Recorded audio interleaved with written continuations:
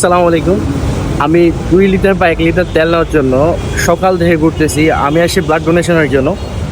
এই মুহূর্তে পুরো চট্টগ্রাম ঘুরে আমি হাফ লিটার তেল পর্যন্ত জোগাড় করতে পারিনি। আমি ভয় পাচ্ছিলাম যে আমার রিজার্ভ ফুরিয়ে যাবে, কারণ রিজার্ভ ফুরিয়ে গেলে আমি ফ্লাইওভার দিয়ে আসছিলাম যে দ্রুত আমাকে ব্লাড ডোনেট করতে হবে, কারণ ডায়ালিসিসের রোগী ছিল।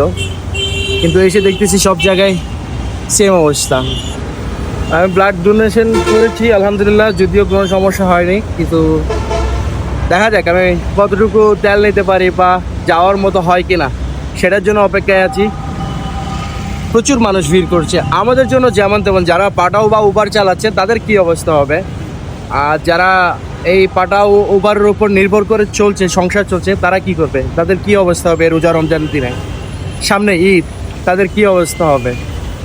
সো আশা করছি এটা খুব দ্রুত সমাধান হবে, কারণ 8টা ভেসেল নাকি চট্টগ্রাম বন্দরে এসেছে, আর 28 দিনের তেল মজুদের কথা শুনেছি, সংবাদ মাধ্যমগুলোতে পড়েছি, কিন্তু কতটুকু সত্য জানি না।